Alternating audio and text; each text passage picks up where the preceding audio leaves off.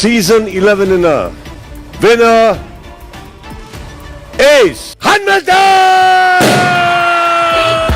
Big Boss ಮನೆಯಲ್ಲಿ ಹನುಮಂತ ಭರ್ಜರಿಯಾಗಿ ಗೆದ್ದೇ ಬಿಟ್ಟ. ಕೊನೆಗೂ ಬಿಗ್ ಬಾಸ್ ಫೈನಲ್ ಮುಗ್ದೇ ಹೋಯ್ತು. ಎಲ್ಲರ ಆಸೆಯಂತೆ 5 ಕೋಟಿ ಚಿಲ್ಡ್ರೆ ಓಟ್ಗಳನ್ನು ತಗೊಂಡು ಹನುಮಂತ ಭರ್ಜರಿಯಾಗಿ 3 ಕೋಟಿ ಓಟ್ಗಳ ಅಂತರದಿಂದ ಅದ್ಭುತವಾಗಿ ಗೆಲುವನ್ನು ಸಾಧಿಸಿದ. ಸೊ ತ್ರಿವಿಕ್ರಮ್ ಅವರು ರನ್ನರ್ ಅಪ್ ಆದರು. 2 ಕೋಟಿ 80 ಲಕ್ಷ ಓಟ್ಗಳನ್ನು ಮಾತ್ರ ಪಡೆದಿದ್ರು. ಸೊ ಈ ಥರ ಒಂದು ಅದ್ಭುತವಾದ ವೋಟಿಂಗನ್ನು ಈ ಹಿಂದೆ ಯಾರೂ ಕೂಡ ಪಡೆದೇ ಇದ್ರೂ ಕೂಡ ಹನುಮಂತನ ಒಂದು ಅದ್ಭುತ ಒಂದು ವಿನ್ನಿಂಗನ್ನು ಸುದೀಪ್ ಅವರು ತಮ್ಮ ಬಲಗಡೆ ನಿಂತ್ಕೊಂಡು ಕೈಯನ್ನು ಎತ್ತಿದ್ರು. ಸೊ ಹನುಮಂತ ಅವರು ಸ್ಪೀಚನ್ನು ಕೊಟ್ಟರು, ಅಷ್ಟೇ ಇದರಿಂದ ಕೊಟ್ಟರು. ಸುದೀಪ್ ಅವರ ಕಾಲಿಗೆ ಬಿದ್ದು ತಮ್ಮ ಒಂದು ಏನು ಕಪ್ಪನ್ನು ಎತ್ಕೊಂಡು ಕೈಯಲ್ಲಿ ಇತ್ಕೊಂಡ್ರು. ಸೊ ಎಲ್ಲರ ಆಸೆಯಂತೆ ಎಲ್ಲರೂ ಕೂಡ ಮಾತಾಡ್ತಿದ್ವಿ, ಇದೊಂದು ಸ್ಕ್ರಿಪ್ಟೆಡ್ ಶೋ. ತ್ರಿವಿಕ್ರಮ್ ಅವರು ಸುದೀಪ್ ಅವರ ಅಭಿಮಾನಿ, ಜೊತೆಗೆ ಫ್ರೆಂಡ್ ಕೂಡ ಆಗಿದ್ದಾರೆ, ತ್ರಿವಿಕ್ರಮ್ ಅವ್ರನ್ನ ಗೆಲ್ಲಿಸ್ತಾರೆ ಅಂತ ಹೇಳಿ ಎಲ್ಲರೂ ಮಾತಾಡ್ತಿದ್ರಿ. ಬಟ್ ಸುದೀಪ್ ಅವರ ಒಂದು ಗುಣ, ವ್ಯಕ್ತಿತ್ವ ಅಥವಾ ಆ ಒಂದು ಶೋ ಮೇಲೆ ಇಟ್ಟಿರುವಂತಹ ಒಂದು ನಂಬಿಕೆಯ ಮೇಲೆಗೆ ಸೊ ಹನುಮಂತನ ಗೆಲ್ಲಿಸಿದ್ದಾರೆ. ಅಷ್ಟೇ ಅಲ್ಲ, ಪಡೆದಂತಹ ಓಟ್ಗಳನ್ನು ಕೂಡ ಹೇಳಿದ್ದಾರೆ. ಕೇವಲ 2 ಕೋಟಿ 80 ಲಕ್ಷ ಓಟ್ಗಳನ್ನು ರನ್ನರ್ ಅಪ್ ಆಗಿರುವಂತಹ ತ್ರಿವಿಕ್ರಮ್ ಅವರು ಪಡ್ಕೊಂಡಿದ್ದಾರೆ. ಜೊತೆಗೆ 15 ಲಕ್ಷ ಕ್ಯಾಶ್ ಪ್ರೈಸನ್ನು ಕೂಡ ಪಡ್ಕೊಂಡ್ರು.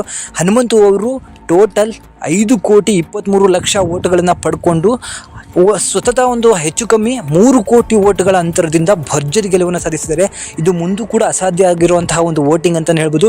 ಇಡೀ ಕರ್ನಾಟಕ ಒಬ್ಬರನ್ನೇ ಗೆಲ್ಲಿಸೋಕ್ಕೆ ಒಂದು ಪ್ರಯತ್ನವನ್ನು ಮಾಡಿದ್ರು. ಆ ಪ್ರಯತ್ನ ಈಗ ಸಕ್ಸಸ್ಫುಲ್ ಆಗಿದೆ.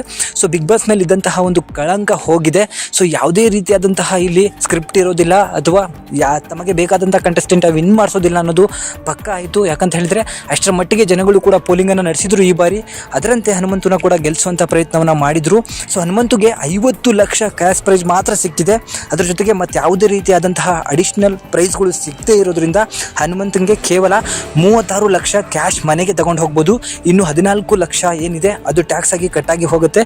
ಸೊ ಟ್ರೋಫಿ ಕೂಡ 2025 ಬಿಗ್ ಬಾಸ್ 11ರ ಚಾಂಪಿಯನ್ ಅಂತ ಹೇಳಿ ಹನುಮಂತು ಅವರ ಹೆಸರನ್ನು ಬರೆದು ಹನುಮಂತಕ್ಕೆ ಕೊಟ್ಟು ಕಳಿಸಿದ್ದಾರೆ. ಅವರ ಅಪ್ಪ ಅಮ್ಮನೂ ಅಷ್ಟೇ ಖುಷಿಯಾಗಿದ್ದರು. ಹಾಗೆ ಭವ್ಯ ಸ್ವಲ್ಪ ಅಳ್ಕೋತಾ ಇದ್ರು. ಜೊತೆಗೆ ಎಲ್ಲ ಕಂಟೆಸ್ಟೆಂಟ್ಗಳು ಸಿಕ್ಕಾಪಟ್ಟೆ ಖುಷಿಯನ್ನು ಪಡೆದ್ರು. ಸೊ ಹನುಮಂತನಿಗೆ ಇದು ಹೇಳಲಾಗದಂತಹ ಒಂದು ಅನುಭವ. ಜೊತೆಗೆ ಹನುಮಂತನ ಹಣೆಯಲ್ಲಿ ಬರೆದಿತ್ತು, ಜಗದೀಶ್ ಅವರು ಮನೆಯೊಳಗೆ ಇದ್ದಿದ್ರೆ ಇದು ಹನುಮಂತನಿಗೆ ಒಲಿತಾ ಇರಲಿಲ್ಲ. ಜಗದೀಶ್ ಅವರು ಹೊರಗೆ ಹೋಗಿದ್ರಿಂದ ಹನುಮಂತನಿಗೆ ಒಲಿದು ಬಂದಂತಹ ಅದೃಷ್ಟ ಇದು. ಸೊ ಹನುಮಂತ ನಿಯತ್ತಿನ ಆಟಕ್ಕೆ ಮತ್ತು ಮುಗ್ಧತೆಗೆ ಎಲ್ಲರೂ ಹೇಳ್ತಿದ್ರು ಅವನು ಡ್ರಾಮಾ ಆಡ್ತಿದ್ದಾನೆ ಅಂತ ಹೇಳಿ. ಇಲ್ಲ, ಆ ದೇವರ ಕೃಪೆಯಿಂದ ಅವನ ನಿಯತ್ತಿನ ಆಟಕ್ಕೆ ಒಳ್ಳೆಯ ಒಂದು ಬಹುಮಾನನೇ ಲಭಿಸಿದೆ ಅಂತ ಹೇಳಿ ನಮ್ಮ ಅನಿಸಿಕೆ. ಹನುಮಂತನ ಈ ಗೆಲುವಿನ ಬಗ್ಗೆ ನಿಮಗೆ ಏನು ಅನಿಸುತ್ತೆ? ಪ್ರೌಡ್ ಫೀಲ್ ಆಗಿ ಲೈಕ್, ಶೇರ್, ಸಬ್ಸ್ಕ್ರೈಬ್ ಮೂಲಕ ಹಾಗೂ ಕಮೆಂಟ್ ಮೂಲಕ ತಿಳಿಸಿ. Thank you.